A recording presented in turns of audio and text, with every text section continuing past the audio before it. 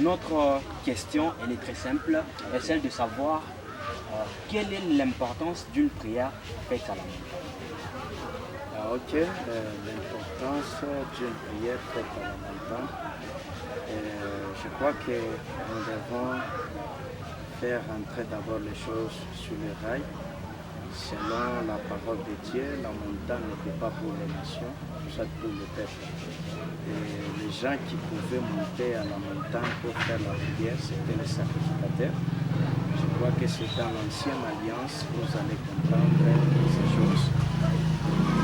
Dieu a communiqué avec les sacrificateurs, les prophètes Moïse et les serviteurs de l'ancienne alliance. Souvent, ils pouvaient communiquer avec eux à la montagne.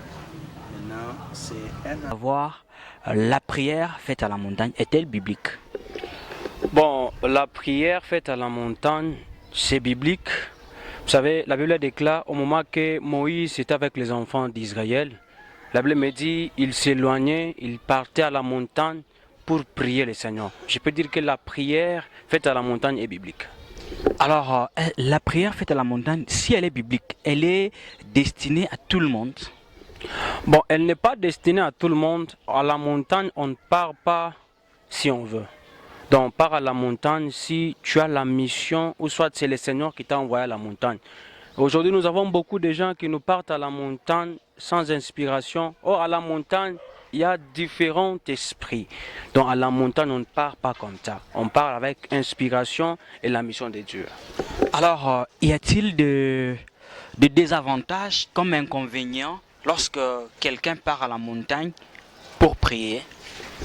Ouais, il y a des avantages, il y a aussi des désavantages. Endroit a des démons qui le gouvernaient aussi. C'est pour cela quand Christ était parti dans le désert, c'était pour affronter les démons qui gouvernaient ce désert-là. Et ceux-là qui ont quitté la maison, allé à la montagne, ils ont rencontré aussi ces choses. Si Dieu t'invite pour faire la prière à la montagne, gloire à Dieu. Mais si toi-même tu veux le faire, en tout cas tu t'exposes.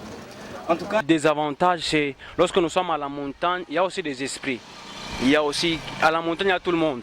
Il y a des catcheurs, il y a des magiciens, il y a tout le monde à la montagne. Mais si tu pars à la montagne avec l'intention de prier le Seigneur, tu verras que le Seigneur va t'aider. Mais si tu pars à la montagne avec l'intention qui n'est pas, tu n'es pas concentré, tu verras que tu vas descendre à la montagne avec des esprits, avec des démons. C'est un peu ça. La personne prophétique, on l'appelle prophète. Le message, on l'appelle prophétie.